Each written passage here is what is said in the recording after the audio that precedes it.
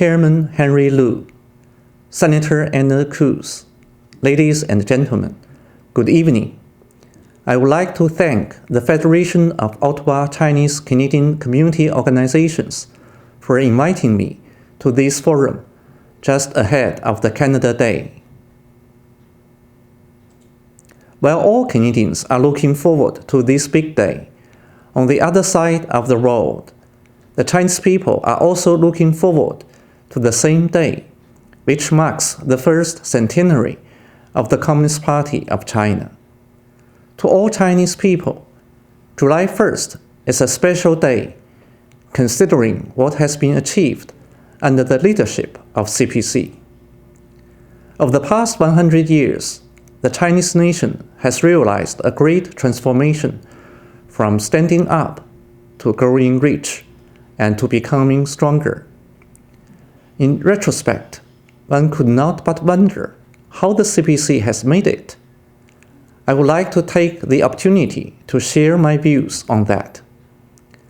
There are at least three key elements leading to the CPC's success. First, representing the overall interests of the Chinese people. The original aspiration and the mission of the CPC is to seek happiness for the Chinese people and rejuvenation for the Chinese nation. The CPC members, generation over generation, have forged ahead with resolve and fortitude and fulfilled one major tough task after another.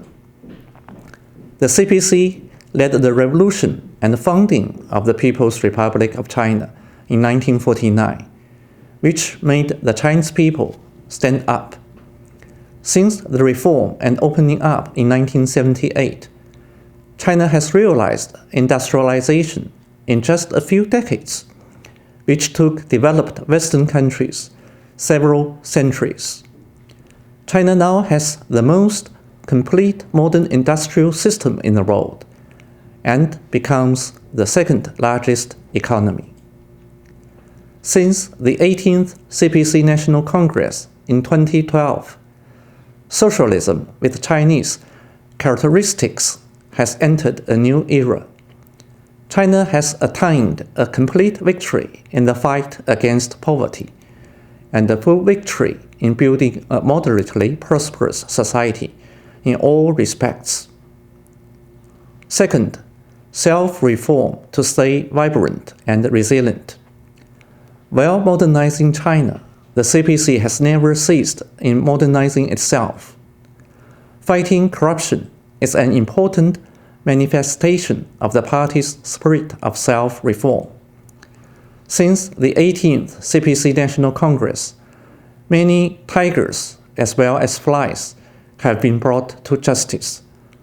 The practice of comprehensive, strict governance of the party since then proves that the CPC has identified a new path of successful party governance. Third, strong leadership ability. The strong leadership ability of the CPC is reflected in all aspects. The CPC carries out the leadership through whole process democracy. For example, when the proposals for formulating the 14th five-year 2021 through 25 plan for economic and social development and the future targets for 2035 were drafted, public advice and suggestions were solicited online. Over 1 million comments were received, covering fields such as party building, reform, opening up, medical care, innovation, and social security, and authorities sorted out more than 1,000 suggestions from netizens.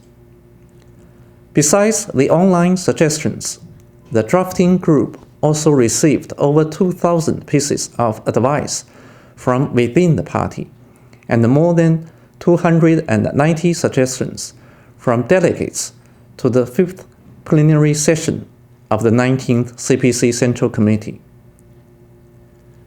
Looking to the future, one must be curious on how the CPC will lead China.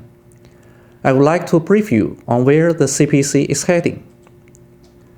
Socialism with Chinese characteristics has entered a new era. This means that for now and some time to come, the CPC will focus on addressing inadequate development, addressing unbalanced development, and meeting our people's growing needs for democracy, rule of law, fairness and justice, security, and a better environment.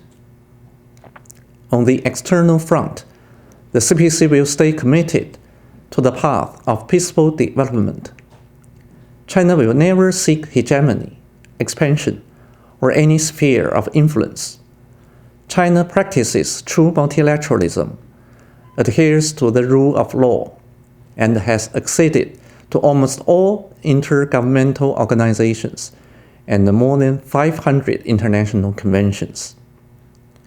China has signed more than 200 Belt and Road Initiatives cooperation documents with over 170 countries and international organizations, and has invested more than $110 billion in partnership countries. According to a World Bank report, the BRI will lift 7.6 million people out of extreme poverty and 32 million out of moderate poverty in the countries concerned. The CPC is committed to building a community with a shared future for mankind. We will work with all countries to build an open, inclusive, clean, and beautiful world that enjoys lasting peace, universal security, and common prosperity. What will China's development bring to Canada? We can easily find the answer. In 2020, Canada's foreign direct investment decreased by 37.7%, while its direct investment in China increased by 95.9% year-on-year. Its total goods export decreased by 11.8%, while its goods export to China increased by 8.1% year-on-year. This fully demonstrates that the economies of China and Canada are highly complementary. China's high-quality development will create new opportunities for economic and trade cooperation between China and Canada, and bring many benefits to the fields where Canada has comparative advantages. Although the relationship between China and Canada is in stormy waters at the moment, the tradition of friendship between the two peoples runs as deep as the still waters of the seas.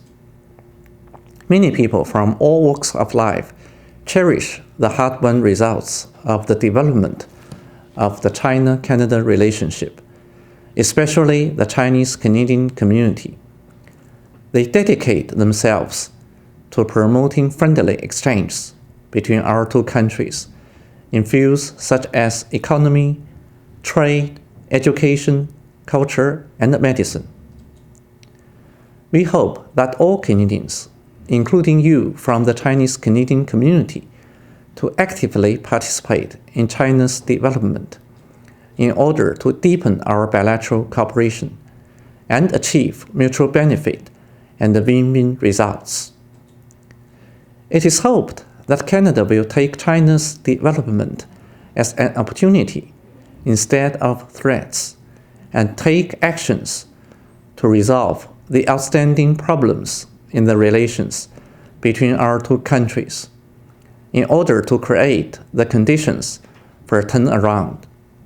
This will also clear the obstacles to unleashing the full potential of cooperation between our two great countries. We are looking forward to that day. Thank you.